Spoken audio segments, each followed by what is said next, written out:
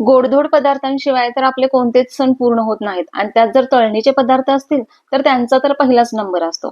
त्यातल्या त्यात गोड शंकरपाळी तर सगळ्यांच्याच आवडीची. तर मस्त अशी हातात अगदी कुस्करणारी, तोंडात विरघळणारी, मस्त खुसखुशीत अशी ही शंकरपाळी केली आहे.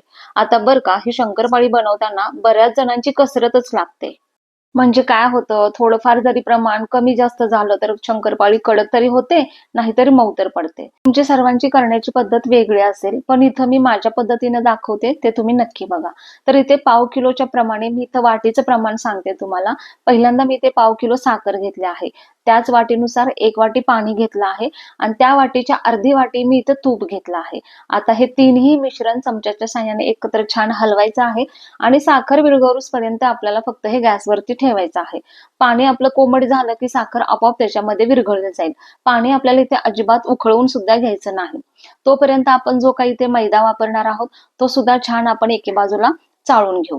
इकडे आपली साखर सुद्धा छान एकदम पाण्यामध्ये विरघळलेली आहे. आता हे विरघळलेल्या साखरेचं मिश्रण एका पसरट परातीमध्ये आपल्याला ओतून घ्यायचं आहे आणि हे पाणी आपल्याला पूर्णपणे थंड करून घ्यायचं आहे आणि मगच याच्यामध्ये आपल्याला चवीप्रमाणे मीठ टाकायचं आहे आणि थोडीशी वेलची पूड. आता वाटीच्या साहाय्याने आपण प्रमाण घेऊ. तर एका वाटीमध्ये मी 1 वाटी भरून पहिल्यांदा मैदा घेते आणि तो या पाण्यामध्ये आपण मिक्स करत जाऊ. आता ही वाटी याच्यामध्ये पाव किलो मैदा बसतो. अशा पद्धतीने मला इथे किती मैदा वापरला आहे, किती वाट्या मैदा वापरला आहे याचं प्रमाण मला तुम्हाला सांगता येईल. तर त्यासाठी मी इथे वाटीचं प्रमाण घेतलं होतं. थोडं-थोडं असा मैदा टाकत याच्यामध्ये एकदम हलक्या हाताने एकाच बाजूने फिरवून पूर्णपणे पीठ आपल्याला घट्ट होईल असं मळून घ्यायचं आहे. तर बघू शकता आतापर्यंत इथं मी बरोबर 3 पूर्ण वाट्या भरून मैदा वापरला आहे. म्हणजे इथं मी 3 पावशर जवळ-जवळ 750 ते 800 ग्रॅम मैदा इथे वापरला आहे आणि त्याच्यानुसार बघू शकता असा हा जास्त घट्ट नाही आणि जास्त मऊसूद नाही असा मी हा गोळा तयार करून घेतलेला आहे. आणि गोळा एकदम जोर लावून नाही मळायचा. तो अगदी वरवर फक्त पीठ आपल्याला एकत्र बांधून घ्यायचं या पद्धतीने हा गोळा तयार करून घ्यायचा आहे. आणि बघू शकताय सरते शेवटी फक्त 1 किलो मैद्यामधील फक्त एवढाच मैदा शिल्लक राहिलेला आहे. आता हे जे काही मळलेलं पीठ आहे ते आपण फक्त 15 मिनिटासाठी आपल्याला झाकून ठेवायचं आहे. चला 15 मिनिटात गोळा सुद्धा आपला छान मुरला आहे. आता एक छोटा गोळा घ्यायचा आहे आणि त्याच्यापासून जास्त पातळ नाही आणि जास्त जाड नाही. अशा पद्धतीनं आपल्याला एकदम हलक्या हाताने आपल्याला पोळी लाटून घ्यायची आहे. हा मैदा आहे तर मैद्याची पोळी लाटत असताना तो मैदा आकसून येतो. त्यामुळे जास्त जोर देऊन न देता अगदी हलक्या हाताने आपल्याला बघू शकताय या लेयर पर्यंत किंवा या जाडीपर्यंत आपल्याला ही पोळी लाटून घ्यायची आहे. आणि मग नंतर तुम्ही सुरीच्या साहाय्याने किंवा कटरच्या साहाय्याने मस्त अशा चौकोनी छान गुबगुबीत शंकरपाळ्या काढून घ्यायच्या आहेत.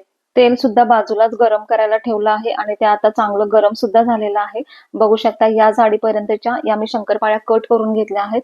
आधी मी चेक केलं तेल चांगलं तापलेलं आहे तर या तेलामध्ये या सर्व शंकरपाळ्या आपल्याला थोड्या थोड्या करून टाकायच्या आहे. इथं शंकरपाळ्यांची जास्त गर्दी नाही करायची. जेव्हा आपण शंकरपाळ्या टाकतो तेव्हा लगेचच आपण त्या हलवायच्या नाहीत. त्याला काही थोडा वेळ जाऊ द्यायचा.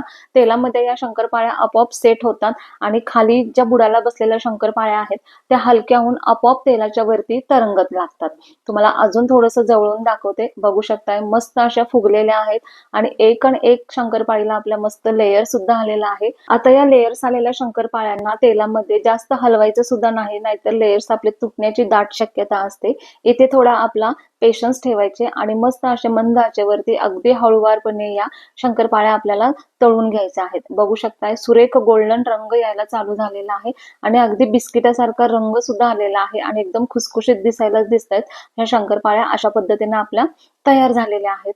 तर बघू शकता इथे मी दुधाशिवाय बनवलेल्या आहेत आणि दुधाशिवाय सुद्धा आपल्या शंकरपाळ्या एकदम मऊ खुसखुशीत होतात आणि ह्या सुद्धा शंकरपाळ्या आरामात 10 ते 15 दिवस राहू शकतात. तुम्ही चहा सोबत असू दे, कोणत्या सणावाराचा गोडाचा पदार्थ असू दे, बघू शकताय किती सुंदर रंग आलेला आहे. मग काय मंडळी, अशा बिस्किटासारख्या दिसणाऱ्या, वरतून खुसखुशीत आणि आतून एकदम मऊसूद असणाऱ्या अशा मस्त गोडाधोडाच्या शंकरपाळ्या बनवायला आपल्या कोणत्या सणावाराची सुद्धा गरज नाही. आपल्याला कधी हवे तेव्हा आपण करून खाऊ शकतो. तर बघा मंडळी, तुम्हाला बघता क्षणी करावंसं वाटेल अशी ही मस्त अगदी सुटसुटीत शंकरपाळीची रेसिपी आज तुम्हाला मी दाखवली आहे. एक शंकरपाळी मी तुम्हाला हाताने कट करून दाखवते. बघू शकताय सहज हाताने कट होते आणि आतील लेयर सुद्धा आपल्याला सहज दिसतायत आणि हातामध्ये कुस्करली सुद्धा जाते आणि हाताला एकदम रवाळ टेक्स्चर येतं. मग अशी बिस्किटाप्रमाणे दिसणारी शंकरपाळी तुम्ही सुद्धा आजच तयार करा आणि जाता जाता चॅनलला लाईक, शेअर, कॉमेंट आणि सबस्क्राईब केलं नसेल तर प्लीज सबस्क्राईब करून चॅनलला ग्रो करा. धन्यवाद.